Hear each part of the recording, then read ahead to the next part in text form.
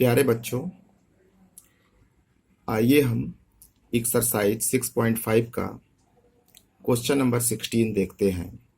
Question number 16 है, in an equilateral triangle prove that 3 times the square of one side is equal to 4 times the square of one of its altitude।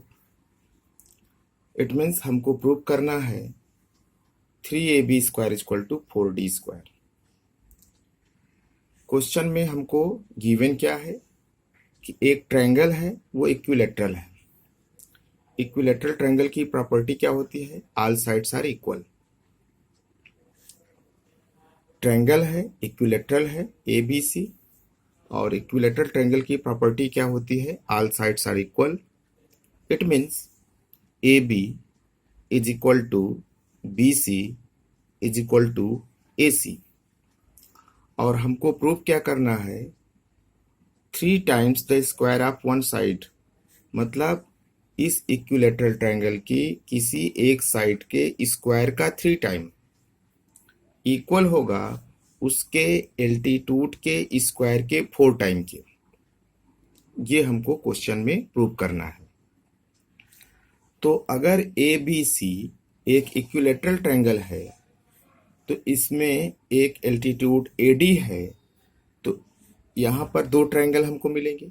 एक मिलेगा ए D B और एक triangle मिलेगा ए D C. अगर ये A B C equilateral triangle है और A D इसका एल्टीट्यूड है या परपेंडिकुलर है, तो यहाँ पर हमको 2 ट्रायंगल मिलेंगे। एक ट्रायंगल मिलेगा ए डी बी और एक ट्रायंगल मिलेगा ए डी सी। इन दोनों ही ट्रायंगल को हम कॉन्ग्रुएंट कर लेते हैं। तो आप देख सकते हो A B equal to A C in triangle A D B triangle A D C. A B क्या होगा? ए सी के इक्वल होगा, क्योंकि इक्विलेटरल ट्रायंगल है, all sides are equal. So A B equal to A C. और A D is a common side. A D is a common side. Triangle A D B में भी A D है और A D सी में भी A D है, तो ये कॉमन है। और एक एंगल इसका 90 है। कौन सा है? ए डी बी 90 डिग्री है, क्योंकि एल्टीट्यूड है, परपेंडिकुलर है। और ए डी सी भी 90 डिग्री होगा। तो हम कह सकते हैं कि ट्रायंगल ए डी बी और triangle A D C are congruent triangle. Therefore by CPCT BD equal to क्या होगा? CD के। It means BD is equal to 1/2 BC। Therefore 1/2 AB। Reason is that BC is equal to AC is equal to AB। अगर BD जो है वो BC का half है, तो ये BD जो है वो AB का भी हाफ होगा। ठीक है। अब हम ट्रायंगल ADB ले लेते हैं। और ट्रायंगल ADB एक राइट एंगल ट्रायंगल है, तो बाय पाइथागोरस थ्योरम हम कह सकते हैं AB का स्क्वायर इक्वल टू AD का स्क्वायर प्लस BD का स्क्वायर। अब यहां से देखिए, AB का स्क्वायर इक्वल टू AD का स्क्वायर प्लस BD का स्क्वायर, और इस BD के प्लेस पर हम लिख सकते हैं हाफ AB। BD के प्लेस पर हम क्या लिख सकते हैं? 1/2 AB। अब इसके प्लेस पर 1/2 AB स्क्वायर हो जाएगा। सॉल्व कर लिया तो 1/2 का स्क्वायर करेंगे तो 1/4 आएगा। AB का स्क्वायर, तो AD square plus 1/4 AB square, ये क्या आया? AB square is equal to AD square plus 1/4 AB square. अब हम AB स्क्वायर को एक साइड कर लें, ये ए बी स्क्वायर यहाँ है ना, A B square equal to A D square plus 1/4 A B square.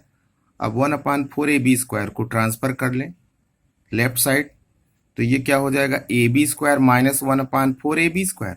इसमें से ए बी स्क्वायर कॉमन ले लिया, तो क्या मिलेगा, 1 minus 1/4 A B square equal to A D square. इसको एलसीएम लेके सिंप्लीफाई कर लें, तो ये मिल जाएगा हमको 3/4 A B square equal to A D square. Cross multiply करें, 4 का मल्टीप्लाई यहाँ कर दें, तो ये आ जाएगा 3 A B square equal to 4 A D square. ठीक, यही हमको प्रूव करना था। अब आइए हम न्यू चैप्टर नंबर 7 देखते हैं, कोऑर्डिनेट ज्योमेट्री। क्लास 9th में हम लोग कोऑर्डिनेट ज्योमेट्री को पढ़े हैं, मतलब जनरल इंफॉर्मेशन हमको मालूम है। आइए उसको थोड़ा सा रिपीट कर लेते हैं। हम 2 नंबर लाइंस ले लेते हैं और दोनों को परपेंडिकुलर एक दूसरे के बना लेते हैं। तो एक होगी एक्स एक्सिस और एक होगी वाई एक्सिस, और दोनों 90 डिग्री पर एक दूसरे को इंटरसेक्ट करेंगी, और जहां एक दूसरे को इंटरसेक्ट करेंगी वहां का पॉइंट क्या होगा, ओरिजिन। और एक्स एक्सिस पर जो पॉइंट ड्रॉ किए जाएंगे वो क्या होंगे, उनको हम क्या कहते हैं, एब्सिसा। अगर कोई पॉइंट इस टाइप से है ए कॉमा बी, तो ए क्या है, एब्सिसा है, और बी क्या है, ऑर्डिनेट। ए क्या है, एब्सिसा है, और बी क्या है, ऑर्डिनेट।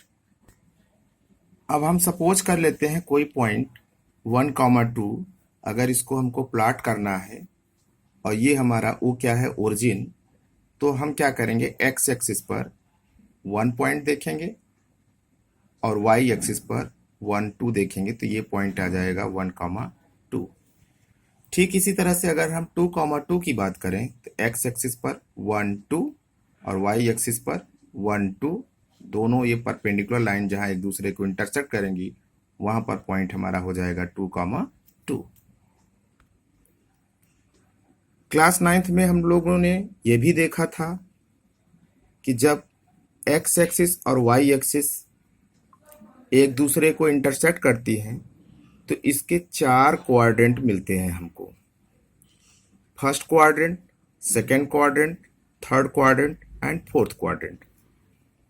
और इसमें सिंबल क्या होता है, फर्स्ट क्वाड्रेंट में प्लस प्लस, सेकेंड क्वाड्रेंट में माइनस प्लस, और थर्ड क्वाड्रेंट में माइनस माइनस, और फोर्थ क्वाड्रेंट में प्लस माइनस। ये सारी चीज़ें हम लोग क्लास 9th में देख चुके हैं। इसका मतलब ये है कि जब हम किसी पॉइंट को फर्स्ट में ड्रॉ करेंगे तो उसके दोनों मतलब एब्सिसा और ऑर्डिनेट पॉजिटिव होंगे, और अगर हम सेकेंड क्वाड्रेंट में उसको ड्रॉ करेंगे तो उसका एब्सिसा नेगेटिव होगा, ऑर्डिनेट पॉजिटिव होगा। और जब थर्ड में बात करेंगे तो उसके एब्सिसा और ऑर्डिनेट दोनों ही नेगेटिव होंगे। इसी तरह से फोर्थ में बात कर लें तो फोर्थ में एब्सिसा पॉजिटिव और ऑर्डिनेट नेगेटिव होगा। ठीक है, अब आइए हम डिस्टेंस फार्मूले को देखते हैं। यहां से हमारा क्लास 10th का सिलेबस स्टार्ट होता है। तो अगर हमको 2 पॉइंट गिवन है, एक x1 y1 और एक x2 y2, और इन दोनों के बीच का हमको क्या निकालना है, डिस्टेंस निकालनी है। मतलब एक पॉइंट हमारे पास है x1 y1 और एक पॉइंट है x2 y2, और इन दोनों के बीच का डिस्टेंस निकालना है। तो इसके लिए फार्मूला होता है रूट x2 माइनस x1 का square plus y2 minus y1 का स्क्वायर। ये डिस्टेंस फार्मूला है। ठीक, इसी के बेस पर हम एक्सरसाइज के क्वेश्चन करेंगे। तो आइए एक एक्सरसाइज का क्वेश्चन देखते हैं। एक्सरसाइज 6.1 का क्वेश्चन नंबर फर्स्ट है, find the distance between the following pair of points. यहाँ पर हमको 2 पेयर दिए गए हैं, एक 2,3 और एक 4,1। ठीक है, तो पहले वाले को हम x1 y1 लेट कर लेंगे, दूसरे वाले को x2 y2 लेट कर लेंगे। अब जो रिक्वायर्ड डिस्टेंस फार्मूला है वो होता क्या है, रूट के अंदर x2 माइनस x1 का square plus y2 minus y1 का स्क्वायर। आई रिपीट, हमने 2,3 को, इसको x1, इसको y1, इसको x2 और इसको y2 लेट कर लिया है।